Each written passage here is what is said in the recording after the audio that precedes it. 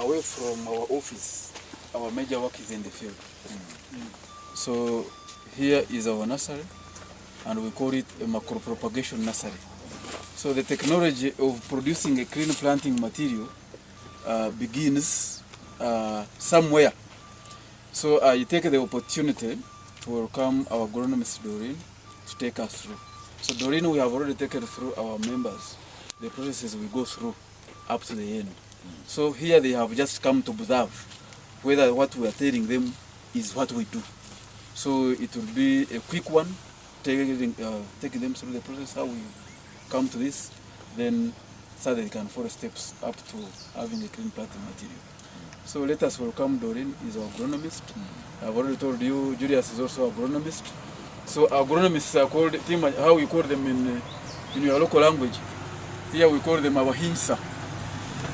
So karibu. Okay.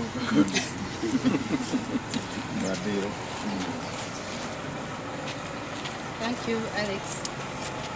Good morning, ladies and gentlemen. You're most welcome. I'm Doreen Namanya, as she has told you, and I work with Mbadipa as an agronomist.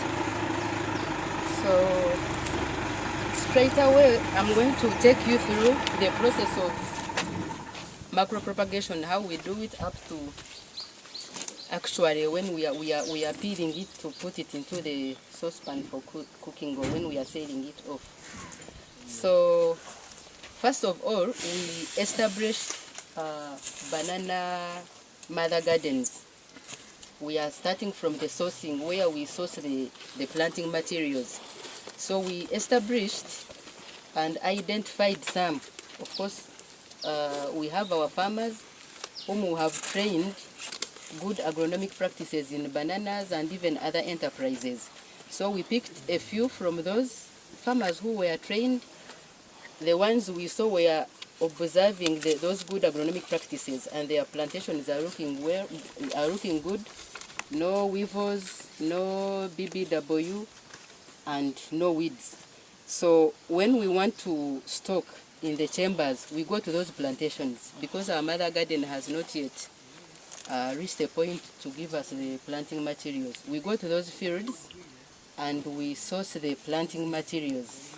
And of course, we don't harvest anything. We have specific varieties which are highly demanded this side by the farmers and by the business people who export the bananas.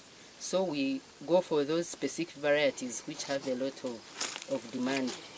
So we get people, we have workers whom we have trained to harvest, because harvesting is not done by everyone. We have people who've trained, a team which is always in the field to take care of harvesting and transportation up to this area. So they harvest very well, and when they are harvesting, they make sure they put marks on each sucker that they harvest. Like here, different varieties each variety has a different mark, because when we are transporting, we bring everything on one van. So when we reach here, we now follow the marks which have been given to different suckers, and each mark represents a variety. So like this one here, you will know, the person who harvested knows that this is maybe Mushakara or Chibuzi. Those are the local names we give to our varieties here. So they have different varieties. After harvesting. Then we get a vehicle which is to transport the materials from the fields up to here to the chamber. You can see another mark there. There is an X. This one is this. You will find where there is V and all that. So a vehicle is hired, and before it goes to the field, it is disinfected to avoid transportation of diseases and pests. Then the people in the field do the loading, and it comes here. When they reach here, this is our receiving point. They are piled here, as you're seeing. Then someone is always here on the ground to take care of the sorting. Variety per variety per variety, depending on the marks they are given.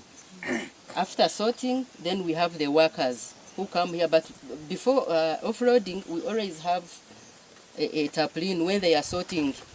Like when he's going to sort, they will have to get tarpaulins, and they put them here and they sort variety per variety.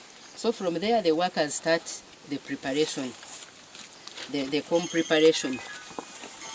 He has prepared one for me here. I will not go for the other ones. So we first remove this, as you're seeing. We remain with this small one, and we remove all the roots and all the sheath, and we remain with this clean comb as you're seeing it. So after preparation, you see for him he has put a small stick, but if you don't use this, then you can just bisect. You put an X mark,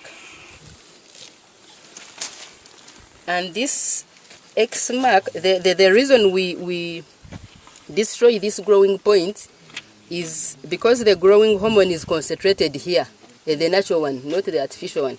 The natural growing hormone is concentrated here. So if you don't destroy here, that means it will keep growing. So when you destroy here, then it is able to bring new shoots from around the comb. So that is the major reason of destroying this point. So after this, we have disinfectants, the fungicides. We just dip for about 30 minutes. In case there are any weevils or anything, we just dip for about 30 minutes, and then we take to the chambers and we plant. So we shall see the planting process when we reach the chambers. So briefly, that's how the process goes. But like he said, everything must be clean. When the workers are here, they are dressed very well. You've seen one of them, he's putting on gumboots, he's supposed to be having gloves, the overall and all that. The reason we are doing that, we don't want to transfer anything, whether a disease or pests, to the chambers where we are doing the macro-propagation. So, we can give Moses a chance to, as they continue, to do the process. How do you arrive at this? Just briefly. Moses. How do you do this? Okay, before you reaches there, when you remove the fish, you can see they are at each and every fish. Where it ends, actually there is a possibility of, you can see some eyes or some buds, some shoots. You see?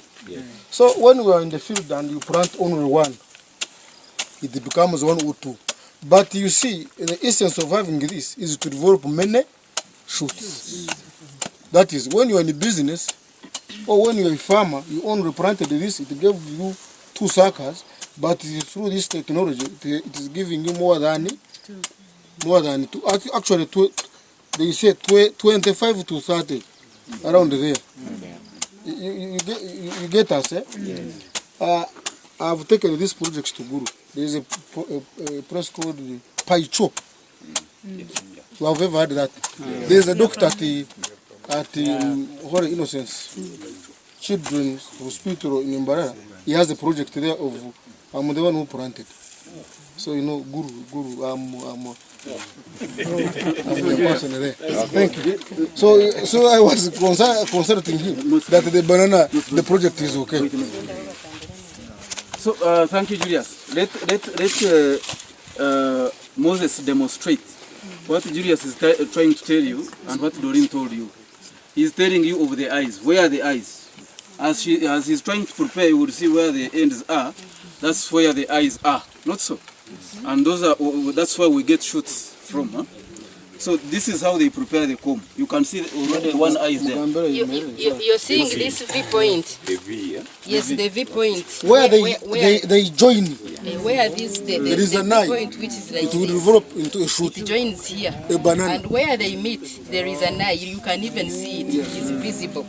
So that's how he prepares. It is here. So prepare. So let him now prepare and see.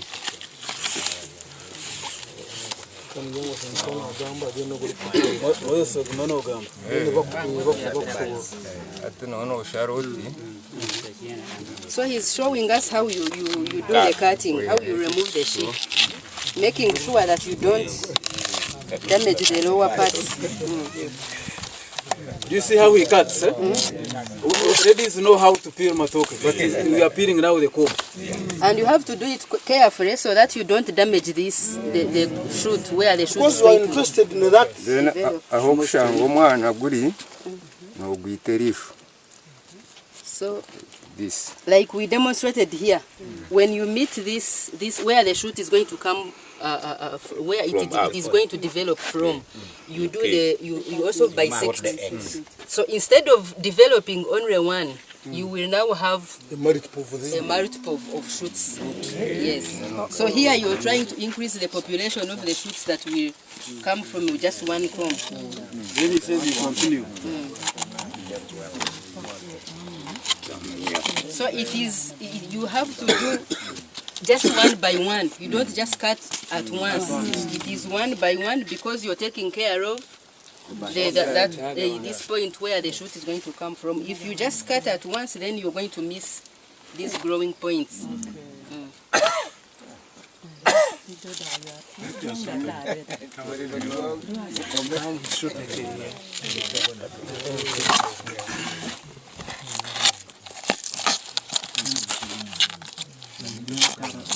Aho kutawashanga utakire mwana gumutumba. So he's saying when you remove and you reach a point where you're not seeing any shoot coming out, then you just cut. Yes.